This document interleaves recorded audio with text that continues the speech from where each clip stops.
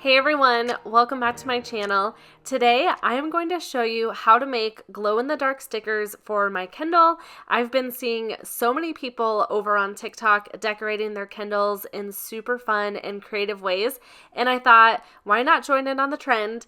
Of course, I'll be using my Cricut machine to make these custom stickers, so let's get started. I love Techcraft Craft sticker paper, and I remembered that I had glow in the dark, which I thought would be so fun in October. I'm going to do a few Halloween images, so I thought that would be perfect. I'm also going to use cardstock to make the size of my Kindle case, and I will be printing a design on it, then sticking my stickers to that. I'm in Cricut Design Space, and first I'll show you where I found my images. If you've watched my channel for a while now, you'll know that I use Creative Fabrica for the majority of my images and fonts. I subscribe to their membership, that way I can download whatever images I want. It's really helpful for things like stickers because I didn't know what I wanted at first, so I downloaded a whole bunch of images and then figured it out. I brought up the ones that I downloaded. All of these are bundles, which is really nice, but I downloaded these 3 and they just have the cutest images on here. I also downloaded digital paper, and I am going to print this out on cardstock and stick my stickers to. I have their yearly membership because it comes out to only $3.99 a month, and you have access to millions of fonts and SVGs. You also have personal and commercial use for these SVGs if you're selling your products. It looks like in the month of October, if you purchase a 1-year all access, you'll receive a free gift as well. They have been doing this every once in a while, which is so fun. It looks like it includes exclusive design bundles and discount vouchers for different places. I see Barely Art in there, which I love, Heat Transfer Warehouse, so it's definitely worth looking into. I always have a link down in my description box if you want to check out Creative Fabrica and find all the images that I'm using for my projects. First, I'm going to do my piece of paper that I'll be adding my stickers to. I'll click on Shapes and grab a square.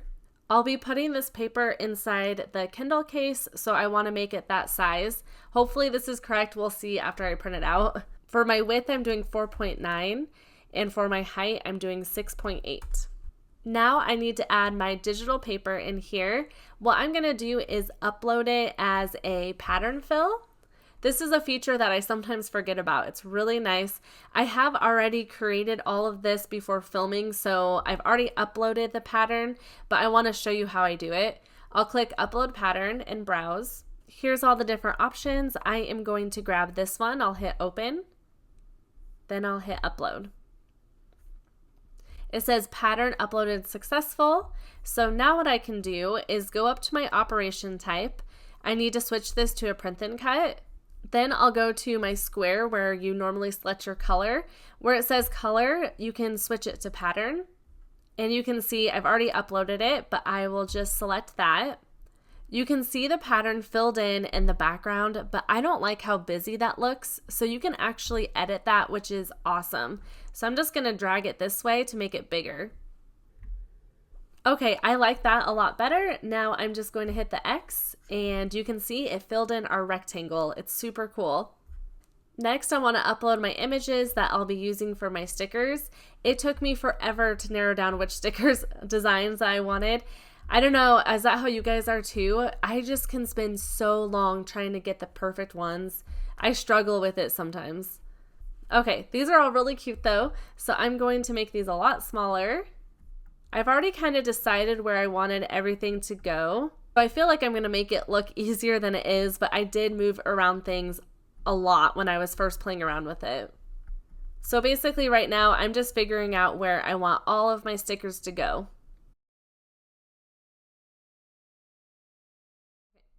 Okay, I think that looks pretty good for now. I do want the stickers to kind of overlap so you can see that it's doing that. Some of the wording, I just don't know if I want. So what I'm going to do is click on this first one.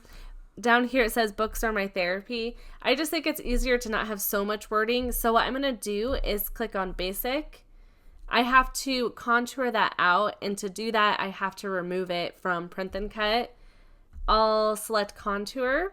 And I'm going to select hide all contours, but I do want to bring these back in.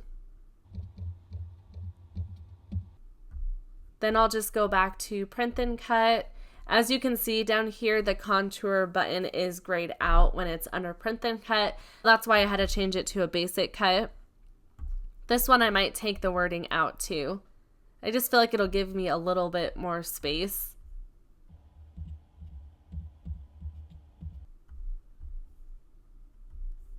What I need to do next is add a background behind these, because if this is going to cut out on the Cricut, it is going to cut around every little piece, which is just going to be a nightmare. It's not going to cut well. What I am going to do is I am going to use the Create Sticker button.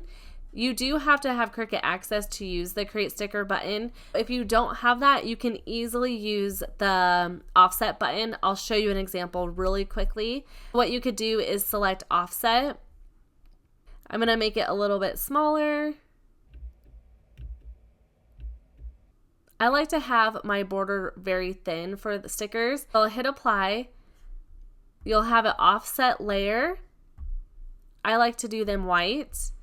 And then you'll just have to flatten both of those together. I have both of my layers selected. I'll come down and select flatten. That's all you need to do for that. I am going to zoom in. You can see there is a little hole there. You can easily fix that with the contour button. Let me unflatten it.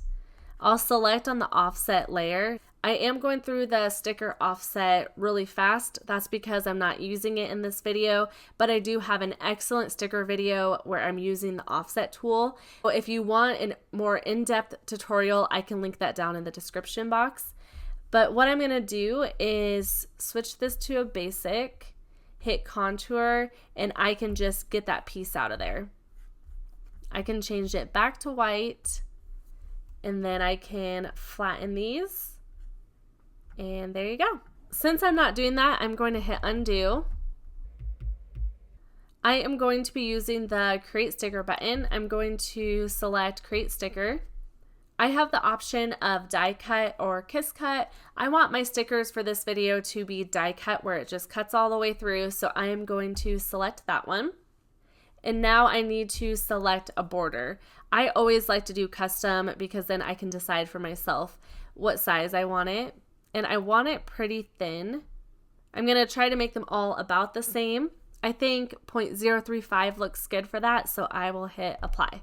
The sticker button makes it so easy. It takes away a lot of the steps with the offset tool. Now, if you look over on the layers panel, it's just one layer and it says print then cut. I don't have to flatten the two layers together or anything. Now I'll do the heart, and I want the border to be pretty similar so they all look kind of the same.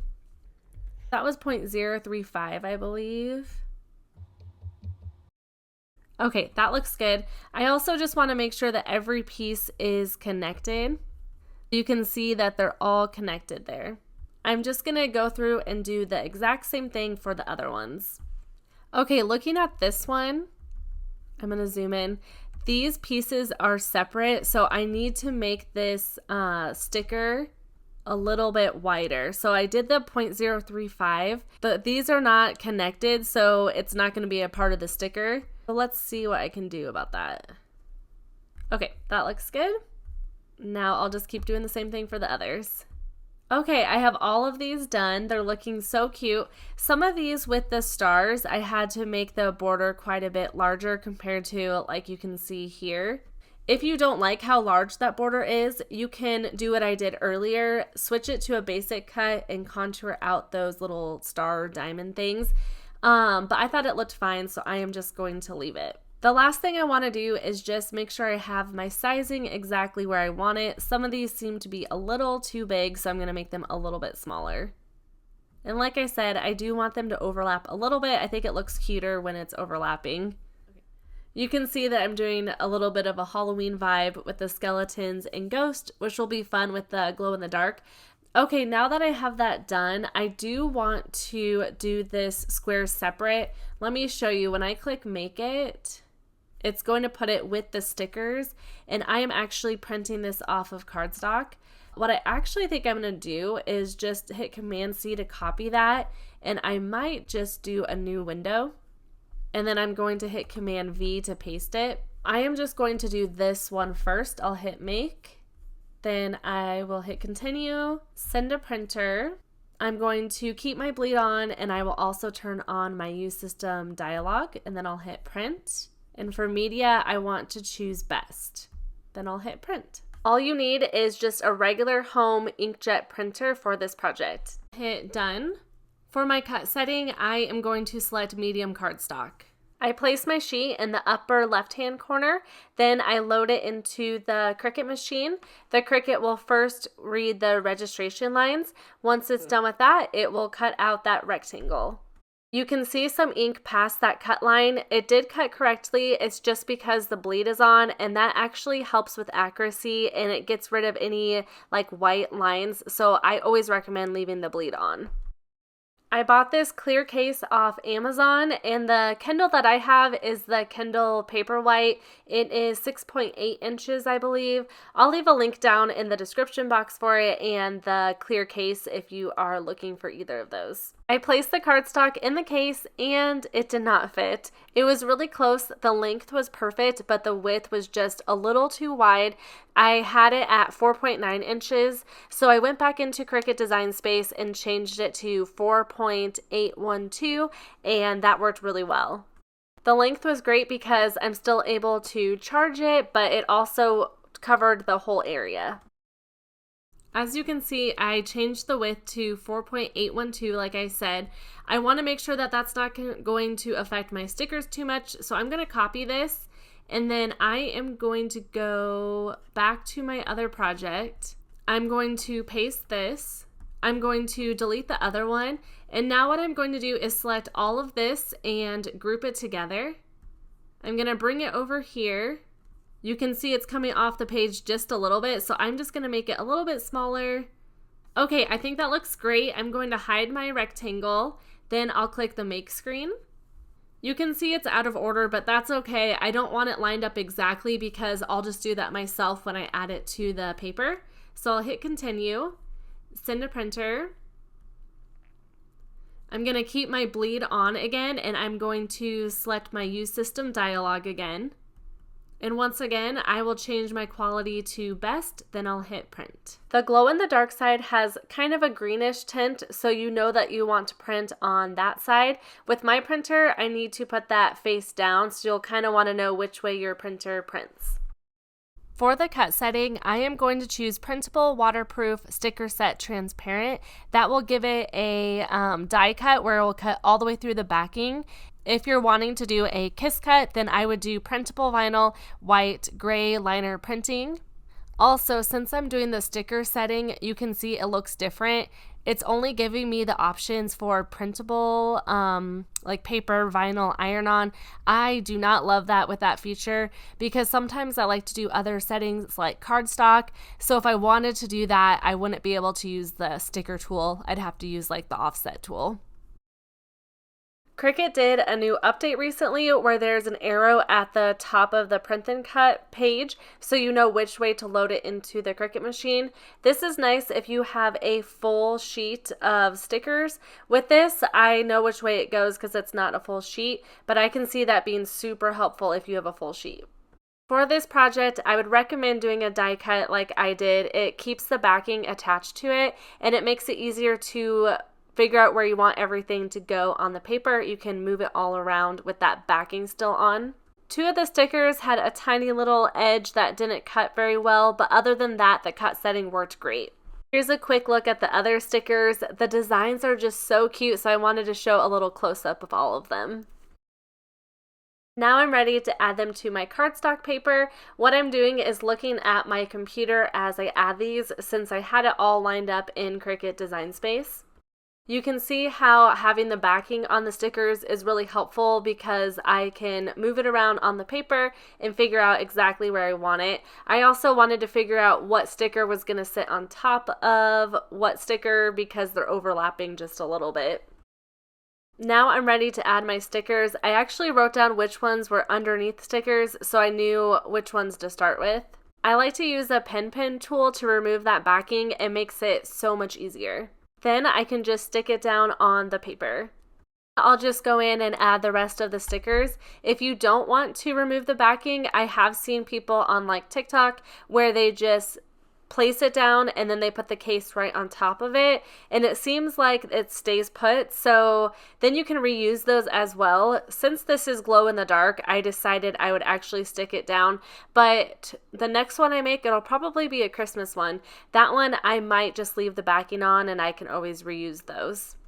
Also, who else is a Kindle lover? I never thought that I would be. I've always loved physical books, but I have for sure switched over to the Kindle because it's so much easier, especially as like a busy mom. It just makes it easier to grab it and read here and there. And at night, I love like the lighting on it. I don't know, it's wonderful. Okay, here's how it looks. Let's add it to the case. You also don't have to use the cardstock like I did. I have seen people just put the stickers inside the case with the backing still, and that seems to work as well. Now I can remove my old case and place the new one on it. Look how adorable this is. I also can't forget to show you how it glows in the dark. Here is my lovely pantry, but here's what it looks like when I turn off the light. How cool is that? That is just so fun. When I'm sitting reading at night, my Kindle will be glowing.